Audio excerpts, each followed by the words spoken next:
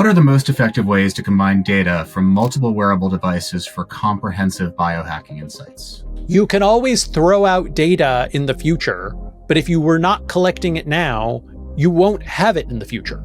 It's actually better to kind of throw sensors at yourself by taking an abundance mindset instead of taking an optimization mindset that's going to slow your path to action. I would urge you to oversample and overcollect. And finally, vote with your dollars. If you want a niche device, like I really love my Lumen, if you want something like this to exist, you need to be an early adopter. Today, you can go to Best Buy and look at a wall of options of robot vacuums. And the reason why there is now a wall of options is because of the pioneering early believers in Roomba. If you want a badass home robot, you need badass home robot builders to be able to make a business case to their investors. So you need to buy today's limited robots in order for the future to include awesome robots. The exact same thing goes with any biohacking device or leading edge sensor. Give the makers of niche devices the opportunity to flourish. Hello and welcome to a special episode of The Augmented Life, where we're going to dig into pressing questions on the edge of biohacking. You know, we started this content series not because we wanted a content series, but rather there we were putting ourselves on the edge of what is possible in the adoption of human augmentation technology. And we've learned a lot, and we wanted to share what we've learned. And we wanted to share access to the experts that we've met along the way. Today, I'm joined by my co-founder, Ash, and we're going to be breaking with the interview format and instead diving into some of the open questions that we've heard from the growing Augmented Life audience, and put ourselves in the hot seat to answer some of the big pressing questions that we're seeing surfaced by the biohacking community. So thanks for joining me, Ash. It's my pleasure to be here. All right, let's dive in. Great. So, Michael, I've got questions from some of our users, and they're looking for our take on those. So the first one is, what are the latest developments in non-invasive continuous biomarker monitoring? Ooh, great question. So let me ground my answer by saying that I have an Oura Ring on right now. I have an Apple Watch Ultra on right now. On my desk in front of me is a Lumen device, which I'm using to measure my metabolism. And of course, I have a connected scale that's making body composition estimates and a smart bed. And I've loved all of the ways in which those devices have improved my own understanding of what's going well in my life and what could use some work. But from that basis, let me tell you about the stuff that is on the edge of productization that I'm most excited about. And I'm just going to lead with the observation that cameras are hugely underused because of privacy concerns that are now going away, because you can point a camera at yourself, point a camera at parts of your house, and have them locally processed with AI video models, which makes the privacy problems go away, which opens up a tremendous number of use cases that used to be blocked. I remember our co-founder, Dan Kaminsky, who joined Ash and me and Tamer Hassan in founding White Ops, was doing a lot of self-experimentation with what can be done with cameras aimed at your face. For instance, you can measure your own heart rate by looking at the subtle differences in coloring that are not visible to the human eye, but are visible to the typical laptop camera. And that has now actually been productized. So you're starting to see some apps in the App Store that will make estimates about your blood pressure by just analyzing your face, which I think is really great. Cuffless blood pressure analysis is a big unlock because it's hard to distribute those cuffs, but many cell phones have cameras. I think that there's a bunch of home monitoring that gets to behavioral monitoring that can be really useful. For instance, there are a lot of false starts in trying to make a smart refrigerator that can keep track of what you've used and give you a shopping list. That's the wrong way to solve the problem. What you should probably do is get a cheap home camera and aim it at your refrigerator tied to a AI model like Moondream that will just write down what it sees people taking out of the fridge. You can have an almost perfect inventory of your pantry and your refrigerator by doing this yourself. Getting back to productization, I'm really excited about hydration sensors. It's a growing space. Obviously, lots of people want to keep track of their water consumption. You can see when you do it wrong in your blood testing, but remembering to drink water is a challenge. In the same way that remembering to remember anything, starting any new habit is a challenge. So wearable hydration sensors are coming online, and I'm cautiously optimistic about where those can take us. Have you been paying attention at all to the toilet monitoring space? Ooh, I'm glad you asked because Yeah, it's there's at least two devices coming to market that I'm aware of. Yeah. yeah, yeah, and it's so information rich, right? Like, what we're getting at is a number of health markers that can be related to moisture retention, but then also are related to your microbiome and even your viral load, your microbiome. And right now, I've experimented with a couple of poo-based analysis services. The one that I'm most impressed with is called Ombre, which uses such a micro sample that kind of takes the complexity and weirdness out of sending a sample through the mail. Good job, Ombre. But even that is a high level of friction. So if we could get that level of awesome analysis from a home device that you install once, I think that could be extremely useful.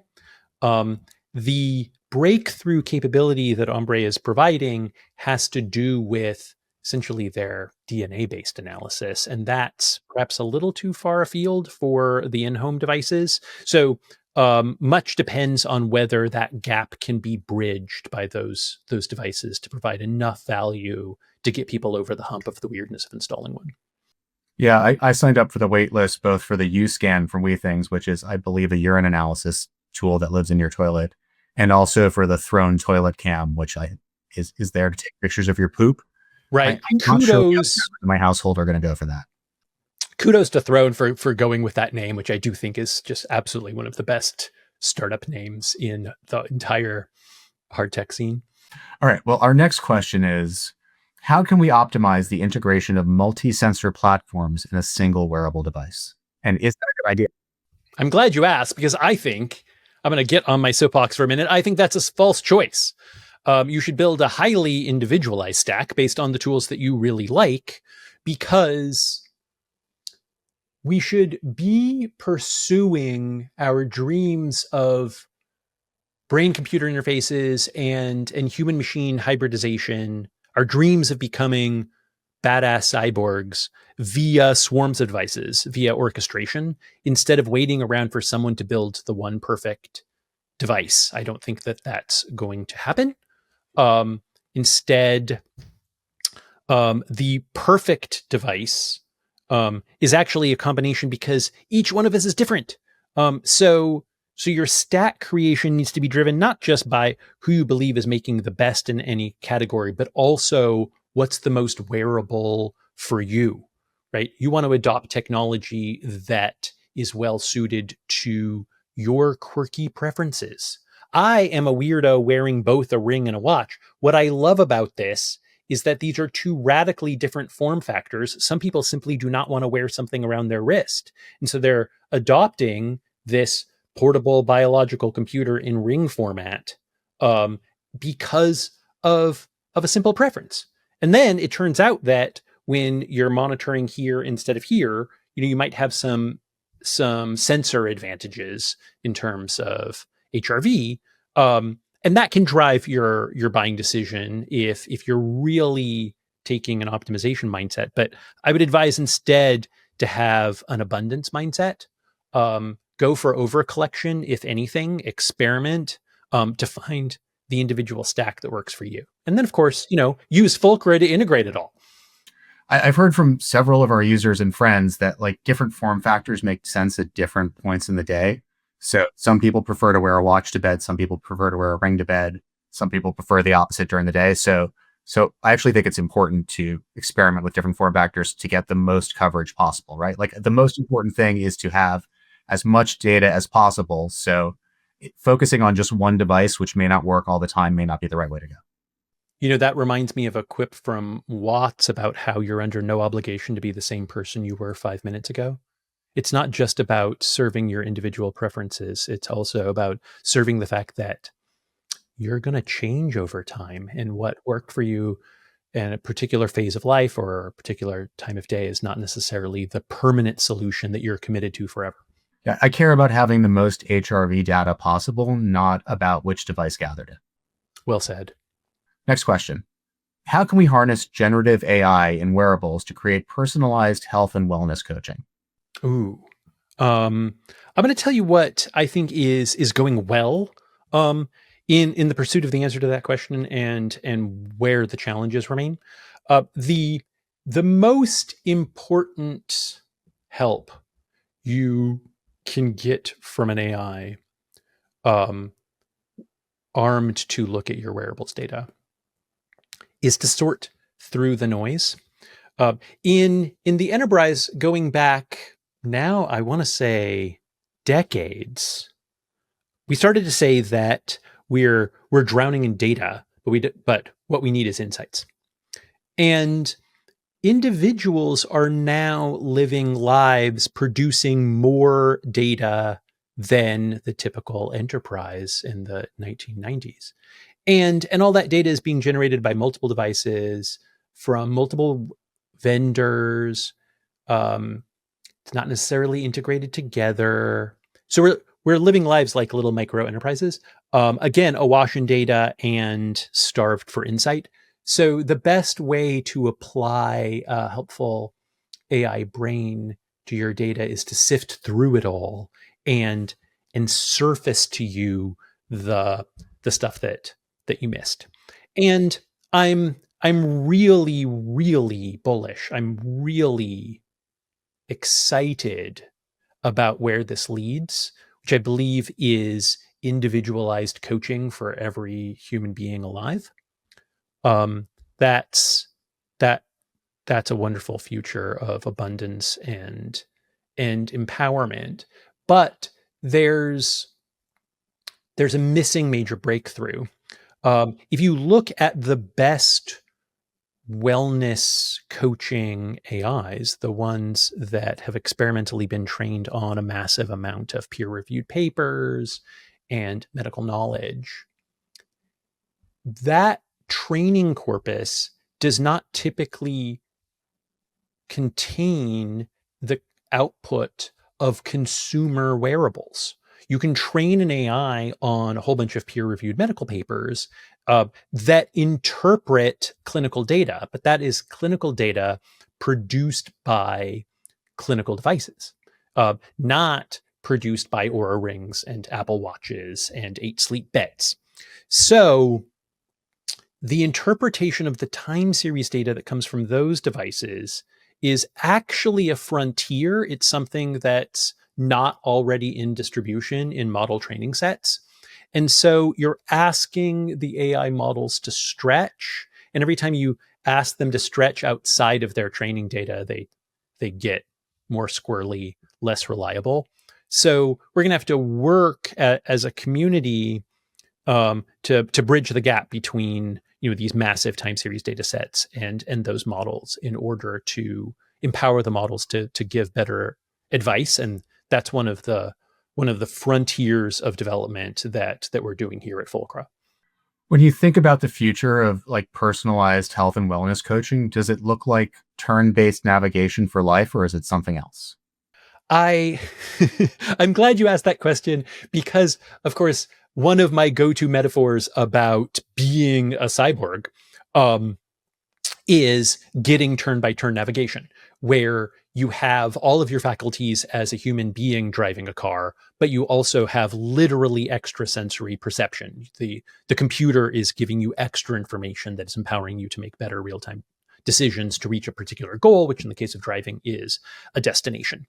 And that's great. I want that kind of procedural guidance for a whole bunch of new procedures, for a whole bunch of regular procedures of life. I don't see why I can't have turn by turn cooking navigation, essentially, built with real time monitoring of every device in my kitchen, so that a computer is walking me through perfect execution. But when I think about the most positive impact I have ever received from experts in my life, it isn't actually about them guiding me through a procedure that I've asked them to guide me through. It's raising to my awareness aspects of my life or considerations that hadn't even made it into my consideration set. And that, I think, is the big answer to your question. The biggest impact that AI coaching is going to have on your life is, again, kind of like ESP. It's kind of like extrasensory perception, where your AI is monitoring the data streams that your life is producing and appropriately and correctly interrupting you and saying, "Hey, this novel thing has happened. You should pay attention. This is important." As you were saying that, one of my wearables told me to get up and start moving because I've been sitting for too long. And like, I think getting to the point that things just know the right moment to interrupt you with the right insight would be a huge step forward. Um, I not only agree, but it's driving one of my obsessions with Fulcra. As we think about training an AI to be a helpful personal assistant, we're often thinking about training it with the sort of knowledge that's transmitted with words, right? Like even now, I'm getting offers of assistance and helping me like draft an email based on all of the emails that I've drafted before. But the kind of help that you just put your finger on, that's raising your attention to some specific action in life, that doesn't come from the text that your life produces. That comes from the data exhaust your life produces about how you live. That comes from your location and your calendars and your biometrics that are capturing your routines and who you're living with. This previously kind of tacit knowledge of the hows of life are not making their way into AI training sets because, of course, most of that data is private, and that's the reason why I'm trying to capture all of that data in my own Fulcra data store right now. You and I both know one of the reasons we built Fulcra was to have a rail for that data to get to the eventual AI agents of the future. Do you think in the short term that the single pane of glass we've created for people will allow people to glean insights that they haven't gleaned before, seeing it all in one place in the way that we've built it and presented it for the AI tools? I think it's I think it's best thought of as the first step. Not everyone wants a dashboard for their lives. Actually, I remember an early metaphor of yours about like the video game HUD screen. Like I want to pull up my character sheet and see how I'm doing. And I immediately gravitated to that idea because I want that too. But we're weirdos, right? That's not necessarily a normal desire. And I think that what connects weirdos like us is this pre-existing desire to optimize ourselves and our lives and to embrace honestly a mindset that the future is now. that we are going to be on the leading edge of technology adoption, the leading edge of turning ourselves into augmented cyborgs. And if we build a great product for those are the weirdos who will become normal. That the we weirdos are on the leading edge of augmentation in a way that I think will actually be normal for a much larger population over the coming decades. So, most important question. You've mentioned us turning ourselves into cyborgs a couple of times now. I've been wearing a CGM for over 2 years. Does that technically make me a cyborg? All right, let's break this down. The uh, what are the ways in which cybernetic augmentation is a reality right now, and what are the ways in which it is not? First, I think it's important to draw a taxonomic. First, I think it's important to draw a distinction between augmenting your awareness and improving your performance. Um, the the CGM is giving you a kind of magical awareness of what is going on inside your body that unaugmented humans could not achieve. Similarly, our Apple Watch is giving us a kind of superhuman understanding of our hearts, of our heartbeat. And there were analogs to this, right? Like I truly believe that there were great Shaolin masters who developed such self-awareness that they could have a kind of omnipresent consciousness of their breathing and their heart rate and their energy in ways that enabled them to perform better. What these devices are doing is giving us that kind of supernatural awareness without having to live in a monastery and work on it for a long time. So you can think of it as an accelerant for superhuman levels of self awareness. The self driving or the bridge between here and fully self driving cars is computer assisted driving, and that shows us how cybernetic augmentation at the level of awareness can be turned into procedural advantage. Like you're literally navigating better, you're literally performing better because you have this extra real-time input stream. Where we need to go from here is cybernetic performance enhancement. So that's things like achieving superhuman strength with some sort of exosuit. And I think the future is closer than you might imagine because of the kind of breakthroughs in BCI being shown off by Neuralink, right? So a lot of cybernetic enhancement that comes in the form of superhuman performance, you can think of as being really latency sensitive. In order to like drive an exosuit that is practically giving me extraordinary strength, it has to be controllable in a control loop that is measured in fractions of a second, almost certainly in microseconds. And that requires a better brain computer interface.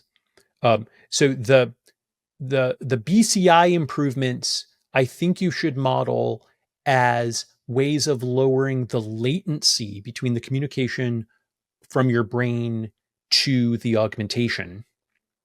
And when you add power, you need to decrease the latency.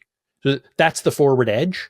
Whereas a tremendous amount of the consumer technology that you can buy today and that we're incorporating into Fulcra is about supernatural awareness enhancement.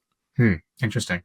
So speaking of the consumer technology, what do you know about the latest advances in cuffless blood pressure monitoring? You mentioned it before. Yeah, that's right. So the The breakthrough there has to do with processing light. So you're using a camera, you're just using wavelengths of light that um, that are unique to cameras, not to eyes. And then you're using signal boosting techniques to to enhance that signal in order to pull the meaningful data out of the noise. And it's it's basically great. It's you have your choice of technology that's been clinically validated, and the next step is to reduce the time. So literally, the cutting edge of this technology is getting an accurate blood pressure result from staring at the camera for about a minute. A minute is actually a long time, so further improvements are just going to be about getting um, that latency down, or that time commitment down, and then incorporating that into more consumer experiences. Right now, it's still kind of a rare experience. It hasn't been built into a lot of health apps.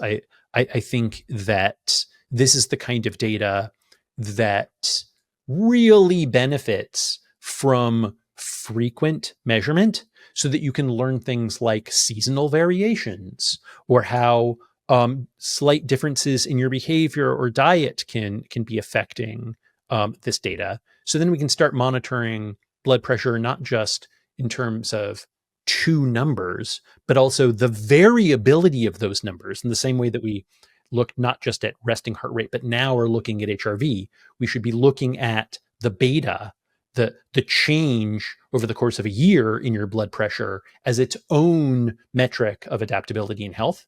And that is gated by large sample sizes. So the way this is going to play out is more apps are going to have the capability of doing this monitoring. Therefore, more people are going to be doing this monitoring. Therefore, the volume of it is going to go up. And then from that volume, we can start doing meta-analysis on volatility, on beta, and studying how that is a health indicator. But that that's just bound by the pace of data collection. So I think that hardcore recommendations about that data are still actually a few years away. Interesting. Yeah, the highest resolution my blood pressure data has ever been is like once a day, right? I can maybe make myself put on the cuff once a day. Not very high resolution. Our next question is, what are the most effective ways to combine data from multiple wearable devices for comprehensive biohacking insights? Ooh, I love this question because it gives me an opportunity to once again recommend abundance mindset over optimization mindset. And the reason I have to repeat myself here is that the biohackers that are into this stuff are almost constitutionally into optimizing every damn decision. So if you were like me, you were not only keeping track of the leading edge of innovation, but you're also comparing vendors, who's doing it well, who's doing it not so well. And that can work against you, because you can always throw out data in the future, but if you were not collecting it now, you won't have it in the future. So it's actually better to kind of throw sensors at yourself um, by taking an abundance mindset instead of taking an optimization mindset that's going to slow your path to action. I would urge you to oversample and overcollect.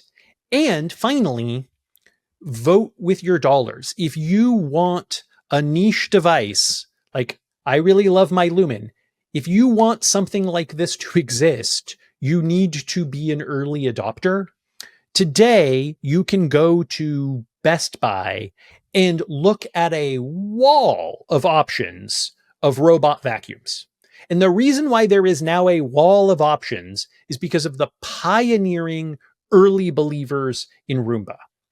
If you want a badass home robot, you need badass home robot builders to be able to make a business case to their investors. So you need to buy today's limited robots in order for the future to include awesome robots. The exact same thing goes with any biohacking device or leading edge sensor.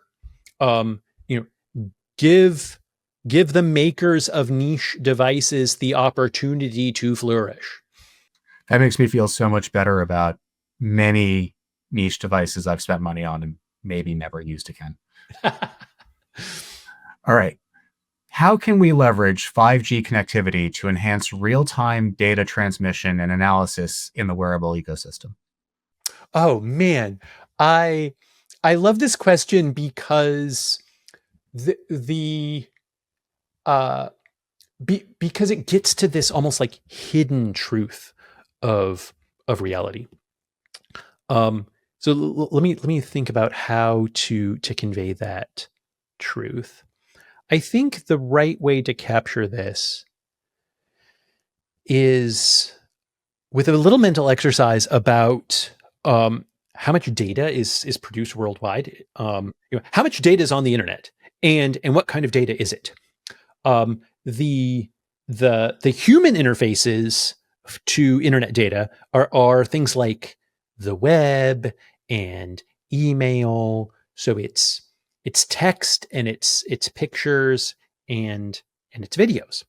The the machine internet is the the internet of data streams, of data exhaust streams, of IoT event streams, of logs, and that data is measured in zettabytes. The total amount of data that's exchanged across the internet is literally hundreds of zettabytes. Zettabytes is 10 to the 21 bytes.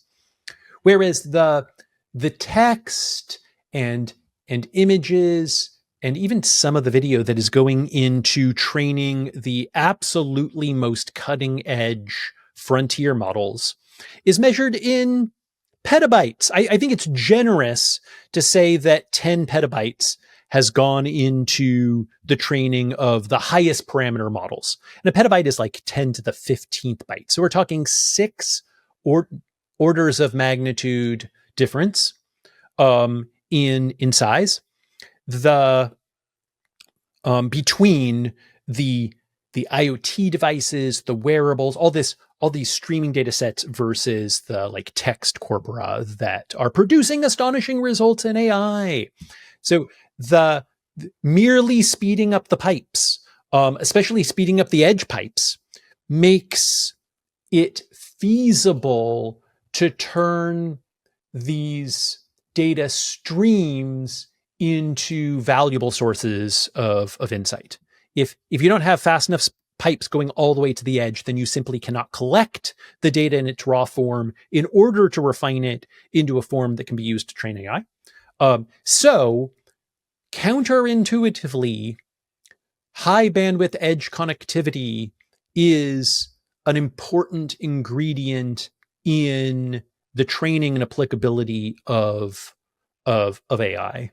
Even edge AI, even if you're doing a lot of local processing, so you don't have to move a tremendous number of packets between you and a frontier model, the only way that those edge models get good is by developing the capability of processing the behavioral telemetry that we've been talking about in this episode, the the the myriad ways in which your electricity usage and everything that's being collected by Home Assistant and from all of your smart devices can be brought to bear to paint a picture of what happens in your home and where you could use assistance. All of that is currently essentially untapped by AI. It's actually untappable by AI because it's siloed.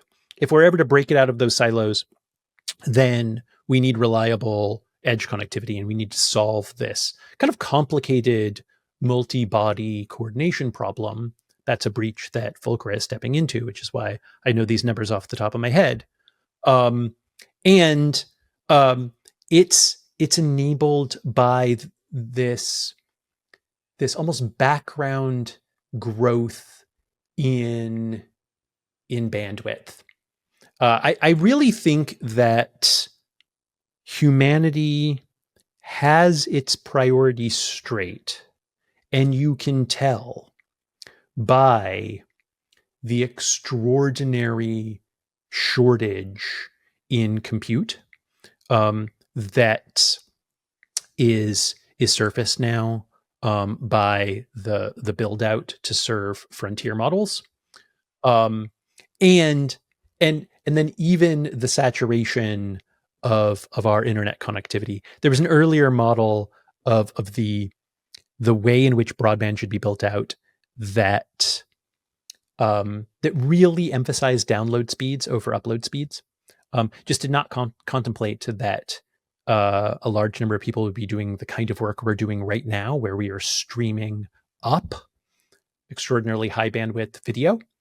And I'm glad that that was ignored, and network builders have been putting so much capacity not just into download pipes but also upload pipes, enabling the future that we're living in right now.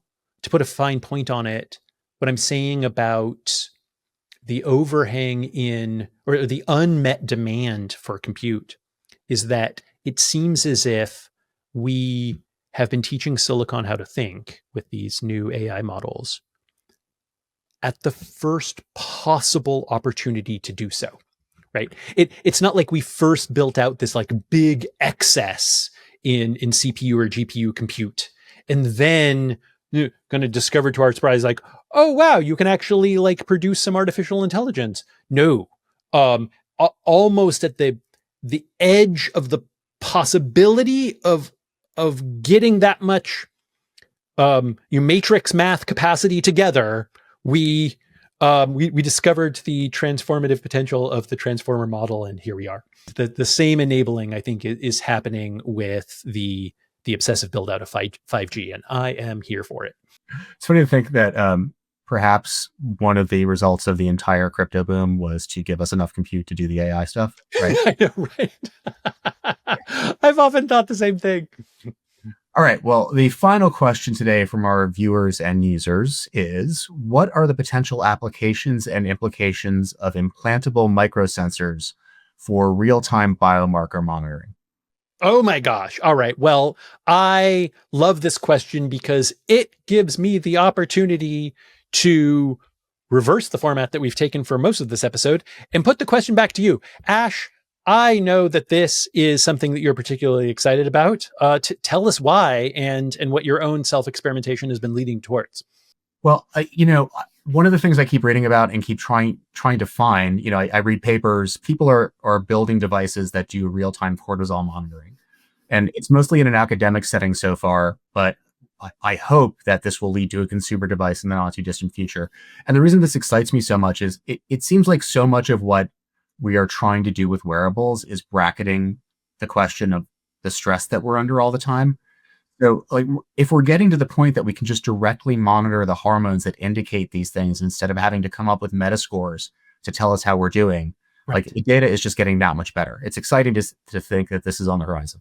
I agree, because I think that if we want to live lives of minimizing regret, we actually want to take out a relatively small number of decisions that we make in lives.